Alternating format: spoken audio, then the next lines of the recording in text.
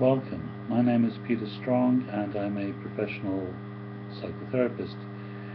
I offer online therapy over Skype for the treatment of anxiety, depression, addictions, compulsive disorders, and other emotional problems that you may be struggling with. Now, Skype therapy is particularly effective for working with anxiety, and in fact most of my clients are seeking help for anxiety. Sometimes that might be in the form of generalized anxiety disorder, or it may be social anxiety disorder, or it may be a specific phobia,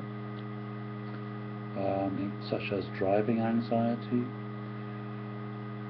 There are many different types of anxiety. So I am an online therapist and I specialize in the treatment of anxiety. Now, what do we do during these online therapy sessions? Well, basically, this service is based on a style of psychotherapy that I developed many years ago, which is called Mindfulness Therapy. This resembles mindfulness-based cognitive therapy and incorporates some mindfulness-based stress reduction, but the approach that I use is quite unique and incorporates different aspects of the Buddha's teaching on mindfulness and how to apply mindfulness specifically for working with the mind. And that means working with different emotional states and working with patterns of reactive thinking. Anxiety, as you know, is a condition that is fueled by habitual, obsessive thinking. So a very important part of mindfulness is learning to break free from these patterns of reactive, habitual thinking. And we do this by actually meditating specifically on the mind, on those thoughts themselves. We do not try to avoid anxiety thoughts, and we do not push them away, but rather we welcome them into the space of mindful concentration, which we might call meditation. This is in fact mindfulness meditation as the Buddha taught it. We must meditate on the mind because that is the source of our suffering. So the first part of mindfulness meditation therapy that I offer online via Skype is to begin to change our relationship to our thoughts, to develop more consciousness of our thoughts, and to avoid becoming identified with our thoughts. When we become identified, we become overwhelmed by them. We become lost in our thoughts, literally. And that process, often called rumination or just excessive worrying, has the effect of feeding the underlying emotional state of anxiety. So learning to break that habit of identification with reactive thoughts is absolutely central to mindfulness therapy. The second part of mindfulness therapy that we explore during the Skype therapy sessions is to look at the structure of the anxiety itself, the emotional state. What makes that emotion so powerful in the mind?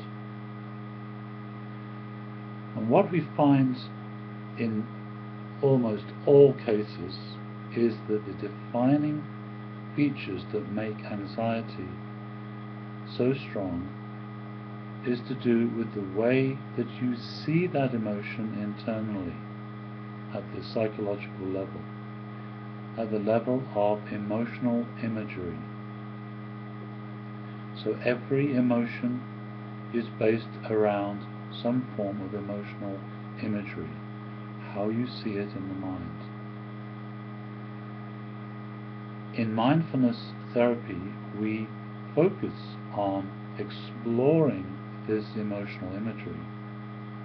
We look closely at the emotion, which we meditate on. We introduce it into the mind and examine it closely to look at the imagery behind the emotion. The more that we see the imagery, the more that we can change the emotion. And often this may involve simply changing where you see the anxiety, the actual position psychologically where the emotion arises. Most people have never actually looked at the imagery of their emotions. They just become overwhelmed by them and continue to react based on identification with the emotion. But in our mindfulness therapy work, we are actually investigating as an observer the imagery of the emotion. For many people, anxiety has a particular position, and the emotion is very commonly seen at a position that's very close. The imagery may be very large, very intense in color, and has all the qualities that literally make it overwhelming. In fact, emotional imagery in general tends to occupy a spatial position that's higher than we are, so we see it above us. That's why we say things like, I feel overwhelmed, okay? Because the emotion actually appears at a higher level, and that gives it greater power and causes us to feel the intensity of the emotion. Seeing its position allows us to change its position, and one of the very first mindfulness exercises that we might do is to take the emotion and move it to a new position, and generally that position will be at a lower level on the ground. We literally take the emotion and move it onto the ground. We will make it smaller. We move it further away from us. When you change the way that you see the emotion internally, you change the emotion itself. You start to become less anxious. So in this way we can retrain the emotion to change its imagery to a different form that does not create intense emotional suffering. So that's another part of mindfulness therapy that we do during the online therapy sessions.